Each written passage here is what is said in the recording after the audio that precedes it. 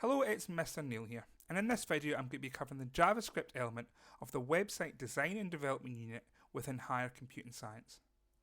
If you have studied National 5 Computing Science, you will already have a basic understanding of JavaScript, and you should be able to describe how JavaScript functions work in relation to onmouseover, onmouseout, and onclick events.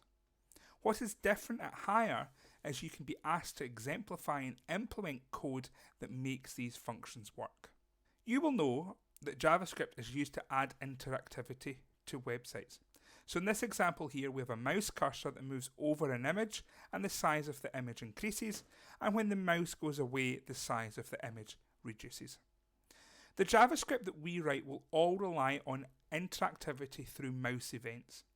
The three mouse events that we will look at are onmouseover, where the cursor is moved over an element, or onclick, when the element is left-clicked on. There are two main sections to JavaScript code. Firstly, the JavaScript declaration, which goes within the script tag in the head of the document. This contains the JavaScript code that we will wish to run. The function call goes within the HTML tag and will be associated with a mouse event, onmouseover, onmouseout, or onclick. I'm now going to work through a number of JavaScript examples. You may want to follow along with me, and if you do, pause the video now and load up the REPL project so you're ready to get started. We're going to look at adding interactivity to a website all about ice cream. Here we are on the home page of the ice cream website. This page includes JavaScript on the image. When the cursor moves over the main image, it changes. When the cursor moves away from the main image, it changes back. Let's have a look at how we implement this feature. We have an image, and the image is called scoop1.jpg. When the mouse moves over this image, we want to change the image to scoop2.jpg. To do this, we're going to use JavaScript. We're going to add the JavaScript functions into the head of our document. So we're going to put a new tag in called script. Within the script tag, we're going to create a new function, and we're going to call it change scoop 2, and it's going to require a graphic to work. We're going to change this graphic source to be equal to our second image, which is located in media, inside an index, and it's called scoop2.jpg. Now on our original image, we're going to add the JavaScript event call. And the event call is onmouseover. We want to call the function that we have just created, which is called change scoop 2. And we want to give it this graphic, which means this original image, we want to give it, and it is going to change it to scoop 2. So now when my mouse cursor moves over the image, it changes to my secondary image. At the moment, nothing happens when I move the cursor away from that image. So we're going to take our initial function, we are going to copy it, and we're going to change the name of it from change scoop 2 to scoop 1, and we're going to show scoop 1.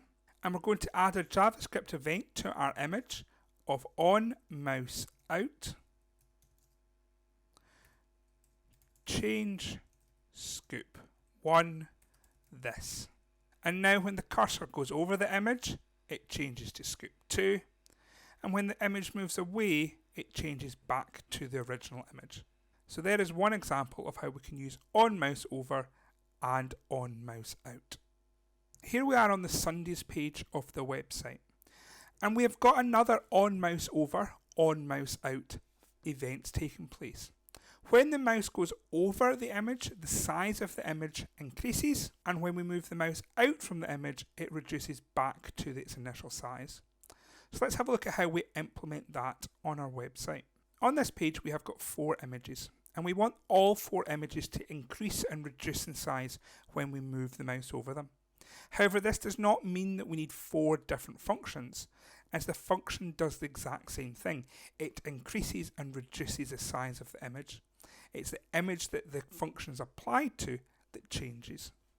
So I've already added in my script tag, and within it I'm going to create a new function which is called big image, and I'm going to call it this graphic, and we're going to take this graphic, we're going to change the style, and it's the height that we're going to change it to, and we're going to set it to be 380 pixels. I'm also going to set the width of the graphic as well to also be 380 pixels.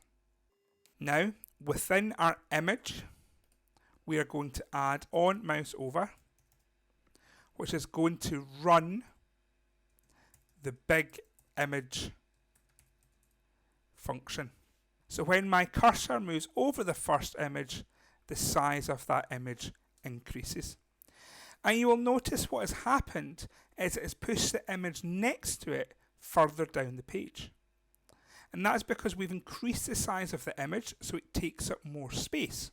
To make sure that the image doesn't push the next image on the next page, as well as increasing the size of the image, we can reduce the size of the margin. So we're going to go this graphic .style .margin equals 6 pixels. Now when the cursor goes over the first image, the size of the image increases and the margin decreases. At the moment, there is nothing happening when we move the cursor out from the image.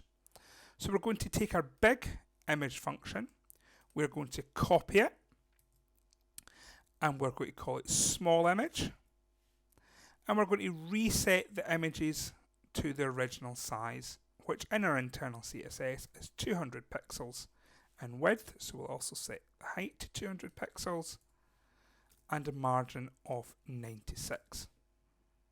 And then within our image, we're going to add an onmouseout, and we're going to say small image this. And now when our cursor goes over the image, it increases, and when we move away, it reduces in size. Now to get it working on the other 3 Sundays, I'm just going to copy my onmouseover, onmouseout events and paste them onto the following images. And there we have it. Another way that onmouseout and onmouseover can be used. Here we have the ice cream flavours page of the ice cream website.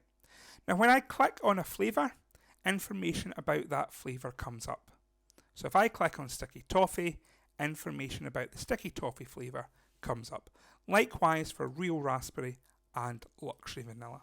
So this time the JavaScript event that we're using is onClick.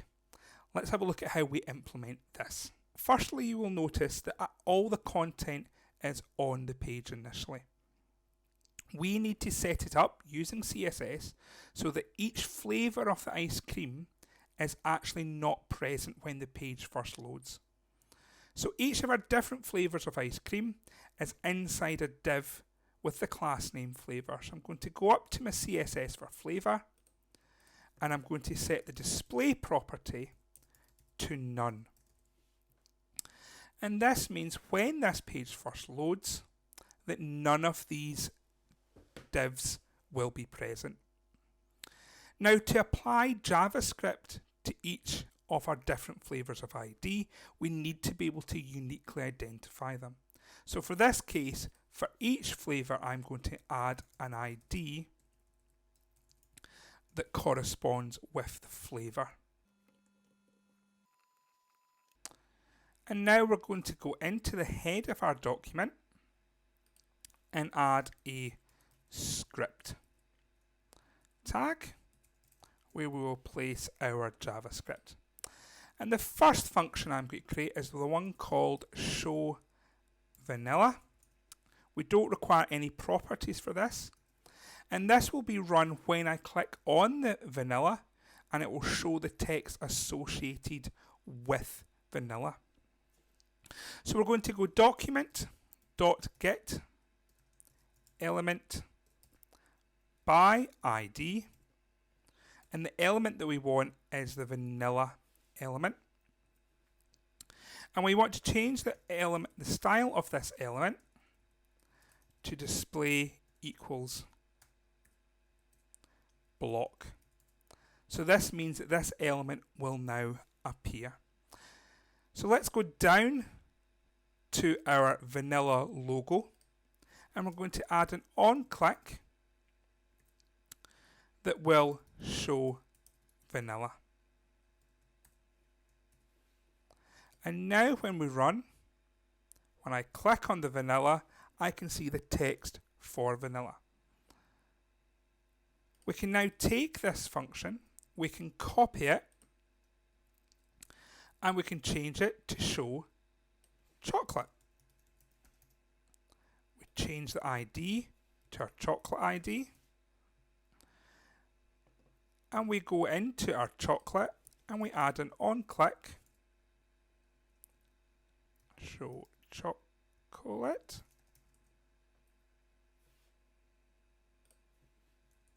So we can see vanilla appears, and then when I click on chocolate, it also appears. Now if we scroll back to the final version, you'll see that when I first click on vanilla, it appears, but when I click on chocolate, it replaces vanilla.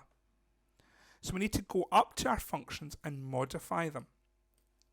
That when I show vanilla, I want to block that because I want it to appear, but for any of the other elements, for example chocolate, I want to set that to display none. Same for toffee. I want that to display none. And then lastly, the same for raspberry.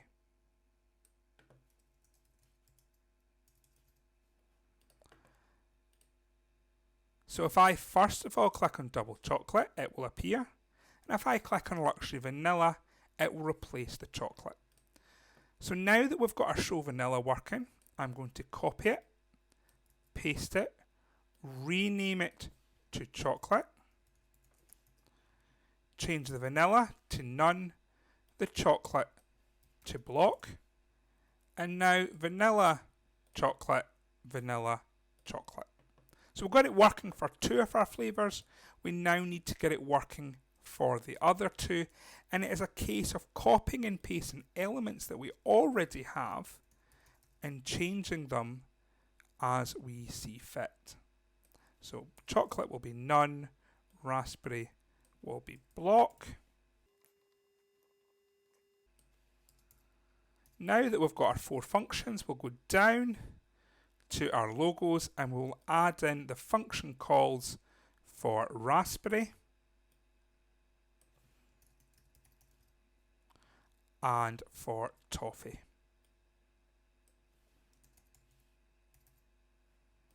And if we refresh our web page, double chocolate, real raspberry, sticky toffee, luxury vanilla, sticky toffee, real raspberry, double chocolate. So here we have used the JavaScript event of onClick to show and hide page content. Now you know a little bit more about JavaScript, I recommend you increase your confidence in writing JavaScript code by completing either the Fred Olsen cruises or How to Train Your Dragon websites. Both these tasks contain a requirement to complete CSS as well as JavaScript. Use the instructions and the screenshots provided with the project to help you implement the websites.